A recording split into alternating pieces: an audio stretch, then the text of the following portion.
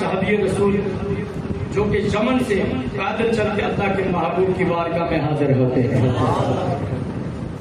یمن سے پیدل چل کے اللہ کے محبوب کی بارگاہ میں حاضر ہوئے.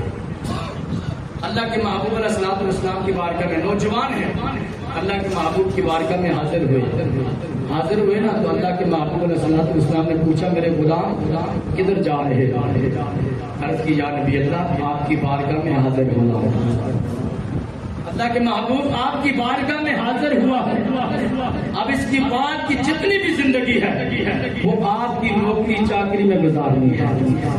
کتنی بڑی بات تھی یا رسول اللہ, اس کی بعد کی زندگی بس میں نے آپ پہ وقف کر دی ہے, میں نے آپ کی خدمت کرنی ہے, آپ کے در پہ گزارنی ہے خدمت کرتے ہوئے.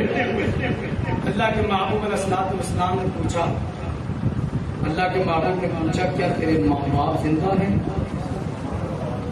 نہیں آواز نہیں آئی پیار سے.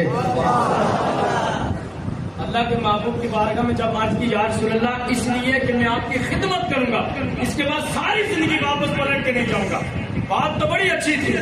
اللہ کے محبوب نے پوچھا بتا تیرے ماں باپ زندہ ہیں؟ عرض کرتے یا نبی اللہ زندہ ہے. میں تیرے ماں باپ تیرے ساتھ راضی ہیں؟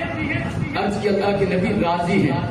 اور میں جب میں نے ان کو بتایا کہ میں جا رہا ہوں واپس لوٹ کے نہیں آؤں گا تو وہ خوش تھے, راضی تھے. عرض کی اللہ کے محبوب راضی تھے. پھر اللہ کے محبوب نے پوچھا جب تو ان کے سینے کے ساتھ لگا ہے اور سینے کے ساتھ لگنے کے بعد جب تو ان سے جدا ہوا ہے تو کیا ماں باپ راضی تھے یا رو رہے تھے؟ عرض کرتے اللہ کے نبی ماں باپ ہچکیاں لے کے رو رہے تھے. اللہ کے نبی ماں باپ ہچکیاں لے کے رو رہے تھے. اللہ کے محبوب کھڑے ہو جاتے ہیں, نبی کے غلاموں سننا ہے. اللہ کے محبوب کھڑے ہو جاتے ہیں, وجد میں آ جاتے ہیں, ہاتھ کو پکڑا ہے. اللہ کے نبی نے فرمایا بھاگ کے جا, بھاگ کے واپس پلٹ کے اپنے ماں باپ کی طرف جا.